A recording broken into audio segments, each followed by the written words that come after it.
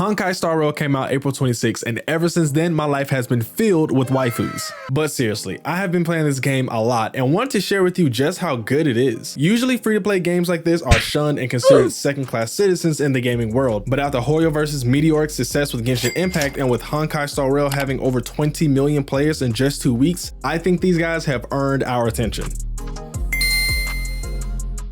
Hello world and all who inhabit it is I, the Great Sayran, and I did not know how to make a video on this game. But before we go any further, please consider liking the video and subscribing, as that really helps support the channel. Also, I'm giving away a copy of Tears of the Kingdom, so check the pinned comment below for ways to enter. Alright, back to the video. I haven't played all of this massive ongoing adventure to review it, but I wanted to tell you guys about the experience so far. I want to rave about the game's great music, voice acting, and pop culture references, but I also want to add value with some cool tips and tricks I picked up that could help beginners, people interested in the game, and people looking to stay free to play. But before we talk about all of that, let's start with should you even play the game. Honkai Star Rail is a turn-based gacha RPG with heavy anime vibes. The story is pretty good, but the combat also shines through. It's not too strategic and starts simple enough, but you can take it to 10 if you have a big enough brain. I do not. The world has a lot going on with side quests and character storylines, as well as all the different modes you can play within this game itself, like this roguelike mode that I think is pretty fun. With this being a gacha, that means there are some practices that might annoy you, like having the character you really want locked behind a 0.3 pull chance. Sure, there are some systems to remedy that, like the guaranteed 4 and 5 star per every 10 pulls, along with some other methods that'll keep you and your wallet happy that we'll go over later on in the video. Gachas aren't inherently good or bad. It depends on how the developer implements the system, but if miHoYo plans on treating this game like Genshin Impact, I'm not worried at all. If you like turn-based games, free games, waifus, games with great story, or games that you can just pick up and play on your phone or PC,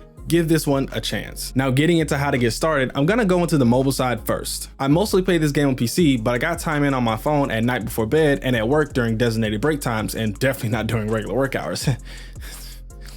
First thing I would suggest to all players is to know the limitations of your device. This game looks great on mobile, but getting it there can be difficult if you have an older device. I have an iPhone 13 Pro and still had to tweak my settings to make sure this thing didn't become a toaster in my hands. I am a big proponent of 60 FPS in games, but this one doesn't need it. If the difference between this game being able to run for longer than 10 minutes without your phone overheating is toggling off a setting for slightly smoother animations, I'd hit it. I currently run this game at custom settings at high and very high presets at 60 FPS, but you may have to tone yours back a bit. Even at medium and low settings, this game still has a lot of charm, but honestly, everything is subpar compared to the PC version. This game runs like a dream on PC, and there's not many changes you'll have to make. This is a mobile game after all. I'd say to choose a quality preset, and from there, just adjust to your render quality. I have the highest preset with a 2.0 render quality running on my 3060, and it hits 60 FPS just fine. The combat is pretty standard. There are elements that do damage, and using those elements to attack and exploit an enemy weakness causes a weakness break, and during that break, enemies take additional damage and effects from that element, like the ice weakness break that applies frozen, which slows enemies and delays turns, while lightning applies damage over time via the shock effect. Every element interacts differently, and while you may have certain affinity enemies that are usually weak to specific elements, they can also be weak to other elements. You'll usually be able to tell which elements affect which enemies specifically as you approach them. There's this little box on top of the heads that'll spell out which enemies are weak to what, so if you're having a hard time with the enemy, make sure you have the best characters in your party. I was fighting an ice monster and a fire monster. They were weak to their opposite elements, but also both were weak to wind. Dan Hong could do big damage to either or, while March 7th could only damage the fire guy, and Asta could really only damage the ice guy. The combat doesn't do anything special except with the character ultimates. You can use them at any time in any order. They do the best damage when they break the enemy, so time your ultimates properly to get the weakness breaks. They'll also tell you how much damage your upcoming attack will do to your enemy's weakness break shield thing. Star Rail's in-game tutorial will tell you deeper ins and outs of combat as you progress, but when you're starting off, just try to have a diverse group of elements in your party, and once you start to see a pattern with elements being used in a specific area, focus on leveling up the characters that will make that area easier for you. If you see a bunch of enemies weak to ice in a dungeon and you have multiple ice characters, use them. Speaking of leveling up, character progression in this game is a little bit different than it is from regular RPGs. You don't actually gain experience from battles. That means you can never really grind your way to having the most powerful characters for whatever situation. You have to use character experience items to level up your characters, and once they get to their level cap, you have to use items to ascend that level and go beyond that. The first level cap is at 20, and then subsequently every 10 levels after that. Finding these level up items isn't hard, but you'll eventually need more and more to generate the experience you need to progress characters. You can simply grind for these by doing side quests and assignments, the optional method of sending characters off on an expedition to gather materials for you. I haven't had trouble getting my characters at a high enough level, but I am nervous that I don't really have a set team and strategy, so I could be wasting time leveling up a character to a high level only to never use them again. You should also equip light cones. This equipment gives your characters extra stats and sometimes extra abilities in battle. Characters can only equip the light cone of their specific path, which is like their combat style. For instance, main character has the path of destruction, meaning he's a tank that can do big damage. The light cone I assign to him further increases his damage output. Light cones are like characters in that there are starred versions of them, and they can also be leveled up and ascended, and that sometimes adds an effect. My Danghon's 4-star light cone increases his damage by 8% every time he hits the same enemy. I'd play around with these and see what fits your particular playstyle. Light cones take a different item to level up, and what's great about them is that they can be moved around to different characters of the same path as you switch up your team. I'd focus on light cones and getting them exactly how you want them because they're a bit easier to level up, and then focusing on your character progression and team composition. Okay, we've made it this far into the video, we have to address the monetization. As a new player who probably doesn't know if they'll be committed to this game, I do everything I can to get free tickets for pools. Side quests, in-game promotional events like surveys, and side challenges will constantly feed you tickets, if not the specific items you need to make tickets. I'd pull on that starter banner in the beginning. It's discounted, only needing 8 tickets to get 10 pulls instead of the normal 10 for 10, and after 50 pulls, you're 100% guaranteed a 5-star character. Mine was well.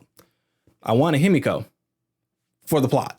In the beginning, pulls about getting variety on your team, different elements with different paths, because that'll help you understand the game's mechanics more and more. Also, don't get too frustrated at all the light cones you'll pull initially. There's a limited number of characters you can pull for at the moment, but as the game progresses, there'll be more and more added to the pool. Just use the duplicate light cones as experience to level up the main light cones you plan on using. The trap a lot of people fall into is they want specific characters with specific light cones, and they want them to be as powerful as possible, so they pull for them over and over and over again. They're basically just dumping money for a chance, and if Genshin is anything to go off of for this game, don't do that. Take whatever characters RNG gives you and continue to use the free methods we talked about before to pull on specific banners for characters. I want Himiko so bad for the plot, but I'm not gonna stress over it. The point of the game is to build a competent team to use with turn-based combat that will help you progress through the story this game wants to build. If you make this game about pulling on banners, then you'll dump hundreds and even thousands of dollars into this game for the chance of a character instead of experiencing the beautiful and wacky world Honkai creates. It's just not the best way to play the game. I'm not against putting money into free-to-play games.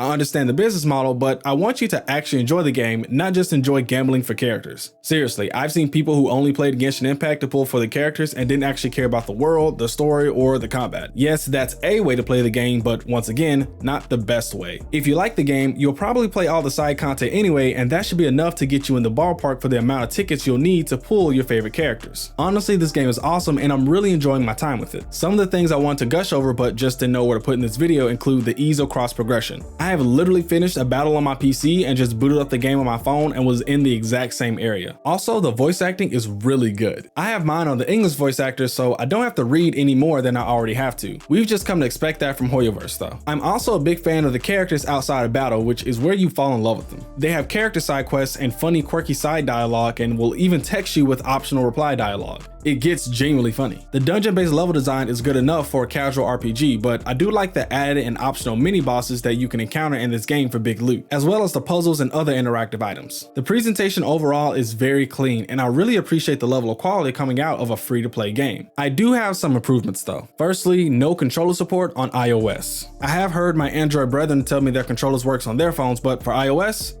no dice. I'm sure it's coming, but hurry up, Honkai. Secondly, as good as the dialogue can be, it can drag, but I think that's an RPG thing, not necessarily a Honkai thing. They do try to make it engaging by providing dialogue options often, but sometimes I just want to move on to the next thing. Also, I'd love to see a light PvP mode added. I don't think there needs to be a ranked ladder or anything, but I do think this game could benefit from it, even if it's just an extra thing and not a main focus of gameplay. Just a thought. And lastly, we need even more ways to grind for character progression. I know they don't want to give us too many ways, because then people would do that instead of spending money in some cases, but I know I'm just dreading the mid to late game where getting past level 50 is just going to take weeks per character unless I spend money. Honestly, that's really the thing with gacha games like this. You'll eventually be pressured to spend money. It's fine if you're at a point where you feel like for the amount of content you've been given for free, you're justified in spending the money. It's when we're pressured to spend money or feel as if progression is locked behind a paywall that's the problem. You might as well have just created a game that was a one-time purchase of $60 or $70. We would have loved that too. For more videos like this one, check out my review of Jedi Survivor on PS5. I love that game, bugs and all. Also be sure to like, comment, subscribe, all the good stuff, and I'll catch you in the next one. Peace.